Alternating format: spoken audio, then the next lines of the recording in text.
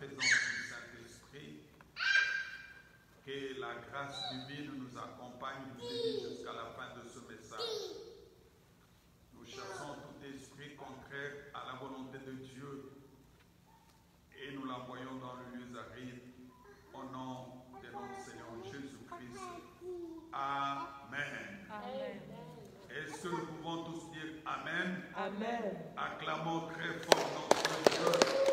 Acclamons le roi de roi, le Seigneur du Seigneur. Amen. Amen.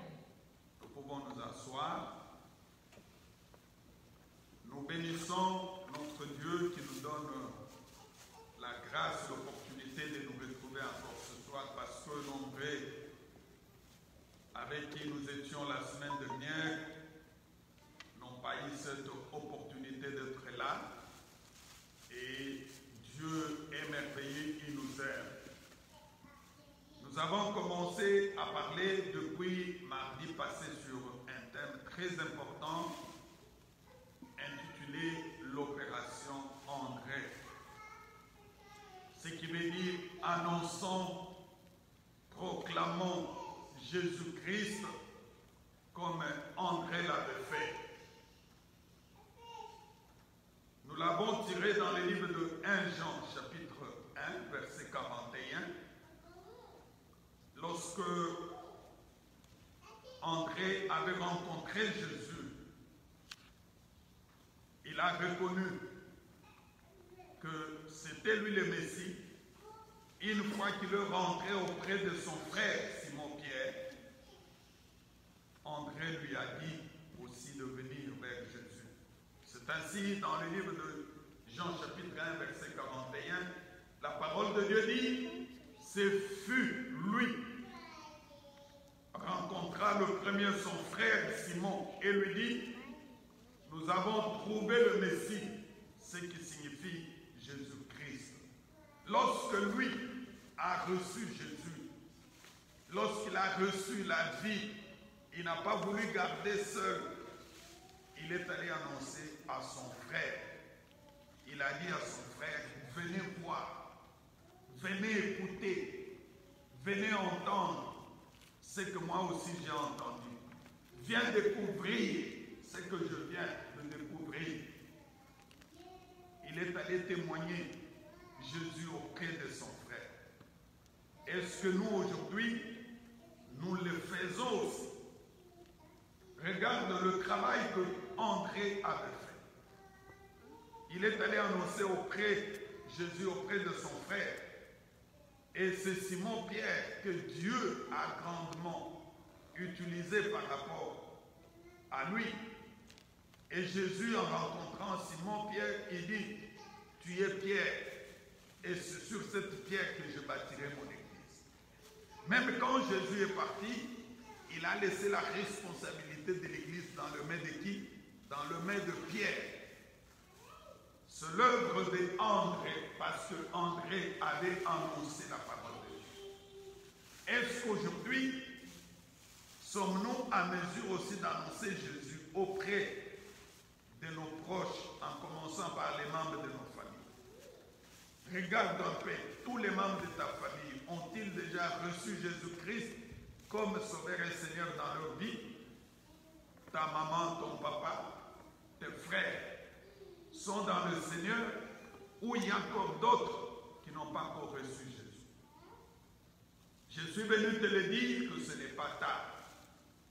Nous devons annoncer Jésus partout, même sur les réseaux sociaux. Ayons le courage d'annoncer Jésus.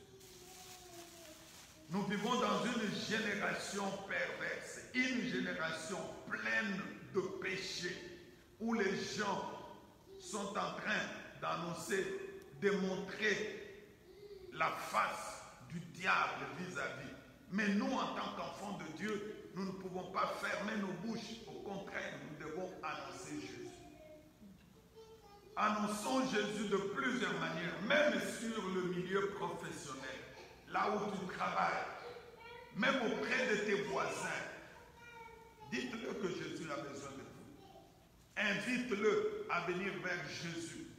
Et je crois que ça pourra être une bonne chose. Est-ce qu'on peut dire Amen? Amen. Aujourd'hui, nous allons continuer toujours avec ce message.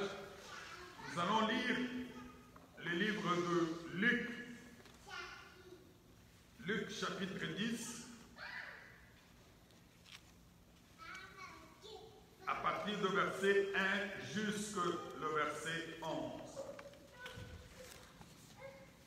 Est-ce que nous pouvons nous tenir debout pour honorer la lecture de la parole de Dieu? Que chacun se tienne debout avec sa Bible. Luc chapitre 10, à partir du verset 1 jusqu'au verset 11. Je vais lire. Après cela, le Seigneur désignant encore 70 autres disciples et les envoyant 2 années devant lui dans toutes les villes et dans tous les lieux où lui-même devait aller. Il leur dit, la moisson est grande, mais il y a peu d'ouvriers. Priez donc le maître de la moisson d'envoyer les ouvriers dans sa moisson. Partez, voici je vous envoie comme 2 agneaux au milieu de loups. Ne portez ni bourse, ni sac, ni souliers, et ne saluez personne en chemin. Dans quelque maison que vous entriez, dites-le d'abord que la paix soit sur cette maison. Et s'il se trouve là un enfant de paix, votre paix reposera sur lui, sinon reviendra à vous. Demeurez dans cette maison-là, mangeons et vivons de ce qu'on vous donnera, car l'ouvrier mérite son salaire. N'allez pas de maison en maison. Dans quelque ville où vous entriez et où l'on vous recevra, mangez ce que vous sera présenté.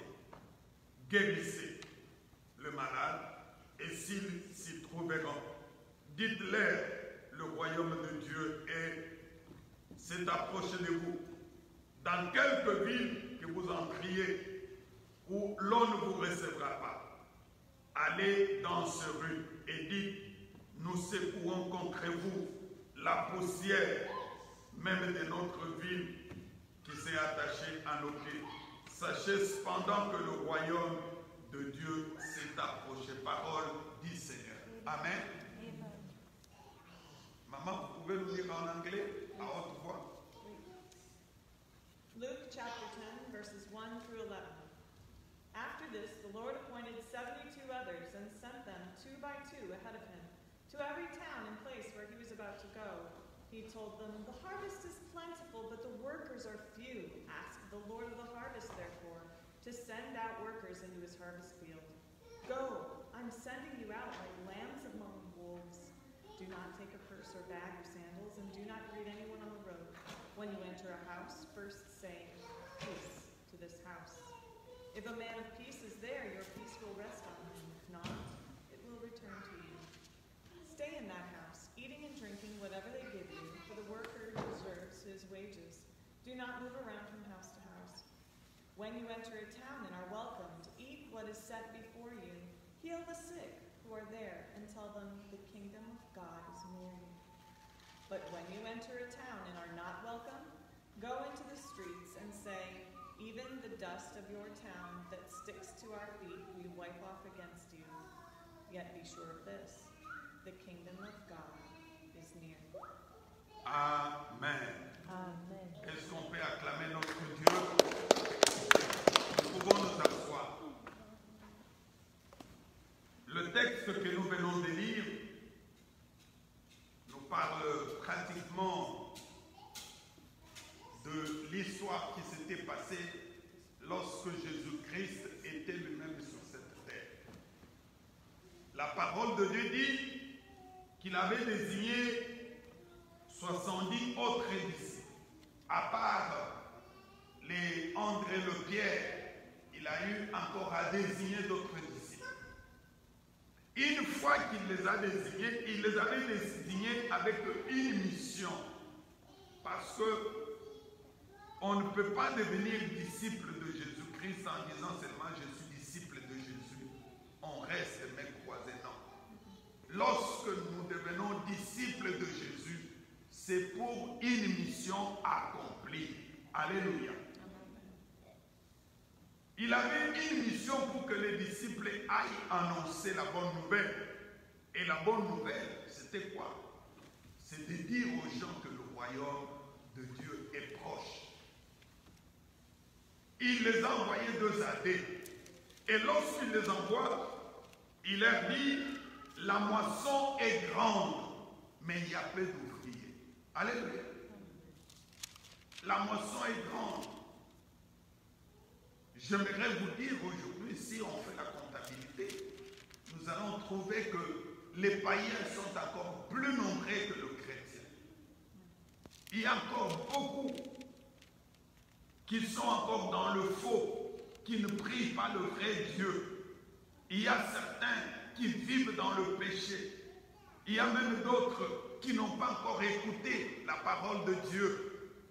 Pendant que toi et moi, nous sommes là, nous nous disons disciples de Jésus, mais nous ne faisons pas ce que Jésus nous demande de le faire. Il leur a dit, allez annoncer la parole de Dieu. Et là où on vous recevra, il dit, vous allez entrer. Il dit, je vous envoie comme des agneaux que j'ai envoyés au milieu de loups. Il était en train de le préparer. Parce qu'il savait que la mission qu'avaient les disciples, ce n'était pas une mission facile. C'était une mission difficile. Annoncer la parole de Dieu n'est pas facile. Il y a des qualités qu'il faut avoir pour annoncer la parole de Dieu. Ce soir, je parle sur les qualités que doit avoir quelqu'un qui veut annoncer la parole de Dieu. J'en ai choisi 4 qualités qu'on avait trouvées parmi les apôtres, parmi les disciples.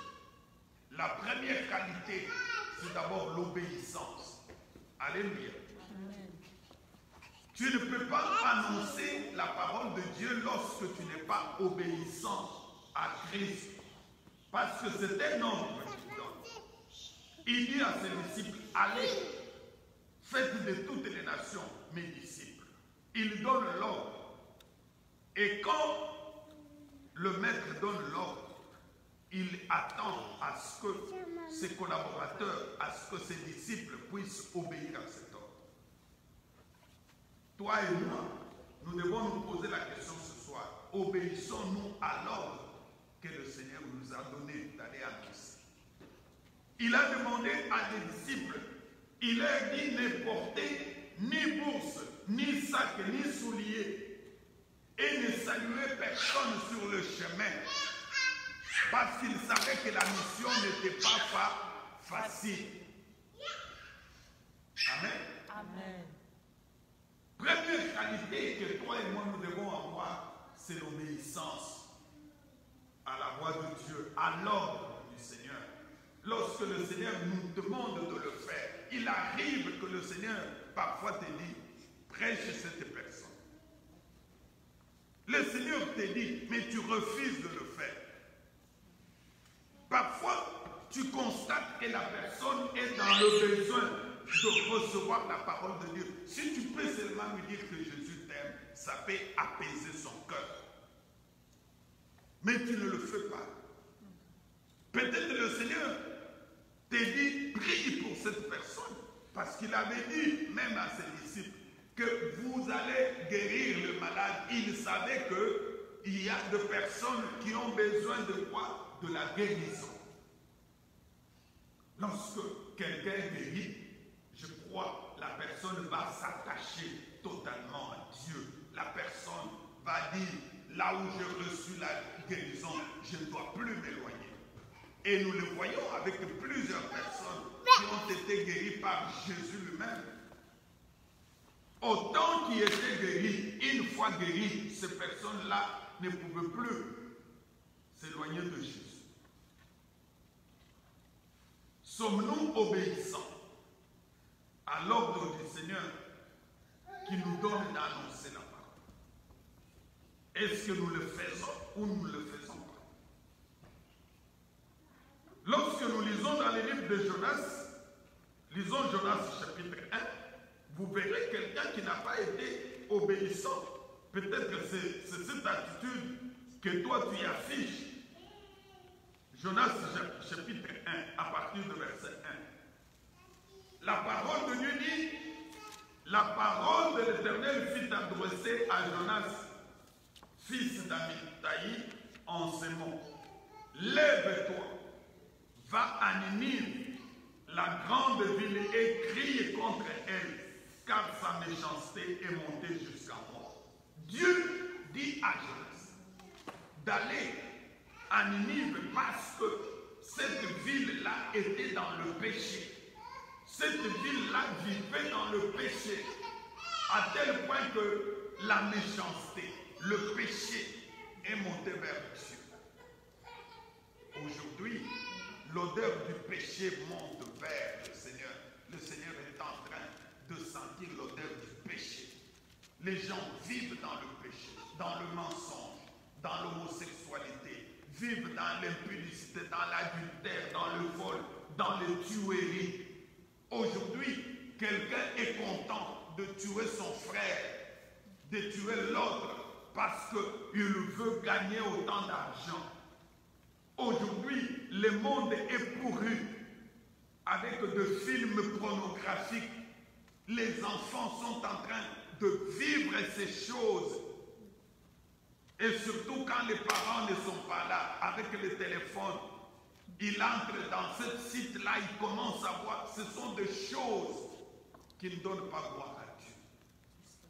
Dieu a dit à Jonas, va à Ninive annoncer la parole. Et Jonas se leva pour s'enfuir à Tarsis. Dieu lui demande d'aller à Ninive, mais lui à Tarsis.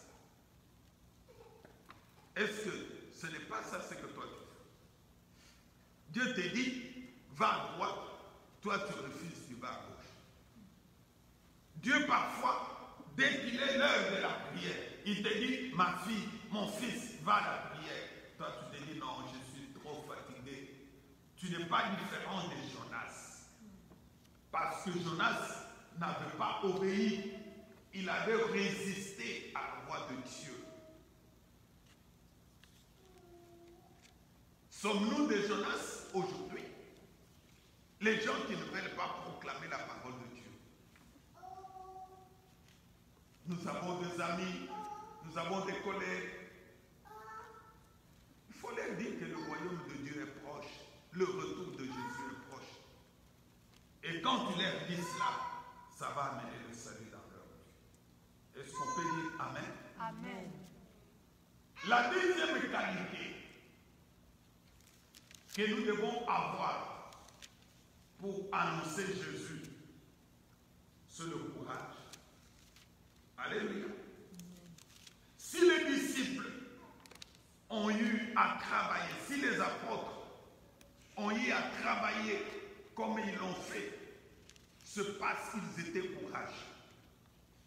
Ils ont travaillé dans des conditions très difficiles, à tel point que nous voyons même Pierre et les autres apôtres, les Silas, on les arrête à cause de la parole qu'ils ont annoncée. Une fois qu'on le relâche, mais on leur dit, ne parlez plus de Jésus. Mais eux n'ont pas suivi. Ils ont commencé à parler de Jésus encore. C'est parce qu'ils avaient le courage. Ayons le courage de présenter le Fils de Dieu à la génération qui est dans sa grande majorité et qui souhaite entendre parler de Jésus. Cette génération dans laquelle nous vivons a besoin qu'on puisse leur parler de Jésus. Est-ce que nous avons le courage d'annoncer Jésus comme nos bien-aimés l'avaient fait? Si nous lisons dans les livres des Actes des Apôtres, j'aimerais qu'on lise, que tu vois le courage qui était dans les apôtres. Actes des Apôtres, chapitre 13.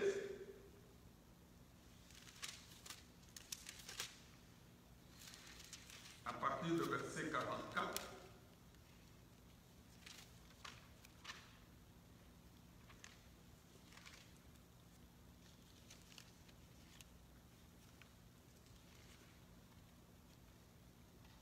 partir du verset 44.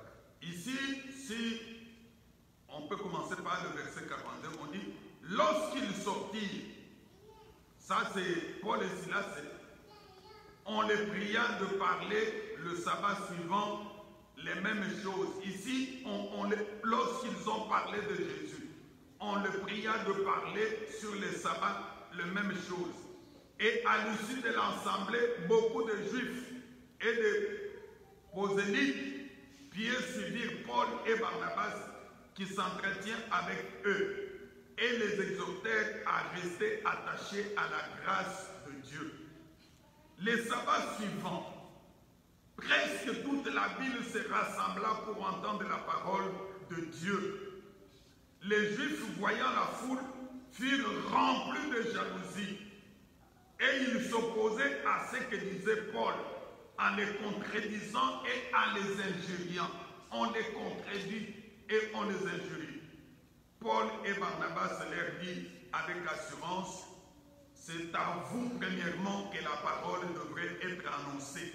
Mais puisque vous la repoussez et que vous vous jugez vous-même indigne de la vie éternelle, voici nous nous tournons vers le païen, le verset 47. C'est ainsi que nous l'a ordonné le Seigneur. Je t'ai établi pour être la lumière des nations, pour porter le salut jusqu'aux extrémités de la terre. Alléluia. Je t'ai établi. Dans l'autre version, il dit, voici l'ordre, tel est l'ordre que le Seigneur nous a donné. Il leur a donné l'ordre de faire quoi? D'être la lumière des nations. Il dit, je t'établis comme une lumière pour porter le salut jusqu'aux extrémités de la terre. On les défend, on les empêche, on les arrête. Une fois qu'on les relâche, c'est toujours les mêmes choses là. Parce qu'on les empêchait de ne pas parler de Jésus. On les empêchait de ne pas proclamer Jésus. Une fois qu'on les relâche, Paul et Silas commencent toujours à prêcher Jésus. C'est parce qu'ils avaient quoi? Le courage. Alléluia. Amen. Avons-nous le courage d'annoncer Jésus auprès des autres personnes? Troisième qualité qu'il faut avoir, il faut de l'énergie. Alléluia. Amen. L'énergie pour être motivé dans l'évangélisation. Il faut de l'énergie. Il faut être motivé dans l'évangélisation. Si tu n'as pas de l'énergie, tu es infaible. Tu ne vas pas t'en sortir. Les apôtres, les disciples avaient de l'énergie en eux. Mais aujourd'hui, nous sommes des chrétiens affaiblis. Nous sommes des chrétiens sans énergie. Or, l'énergie, c'est qui? C'est Jésus-Christ lui-même. Lorsque tu as Jésus, tu as l'énergie.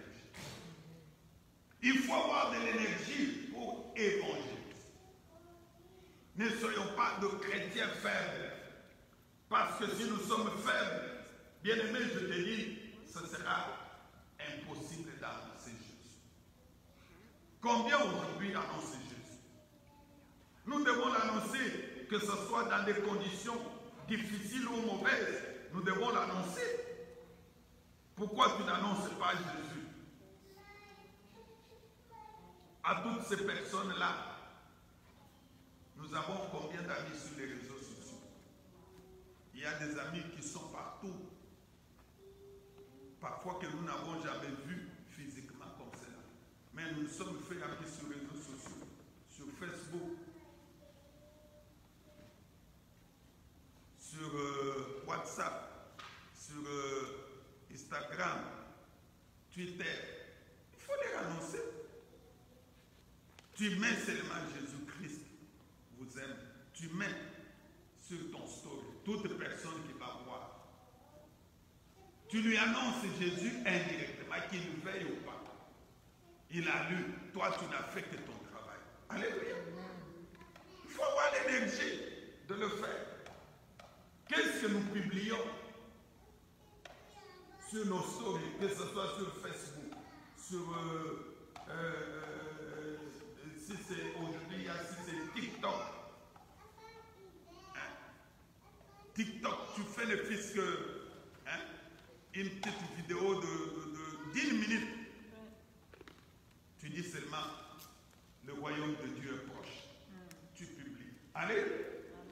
Toute personne qui voit le royaume de Dieu est proche. Tu publies même dans 3 ou 4 langues.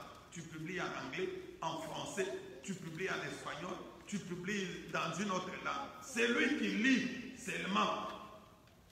Amen. Il lit Jésus-Christ revient bientôt. Le royaume de Dieu est proche. Alléluia. Amen. Il faut avoir de l'énergie pour annoncer Jésus. Et la 4e qualité qu'il faut avoir, il faut de la hardiesse.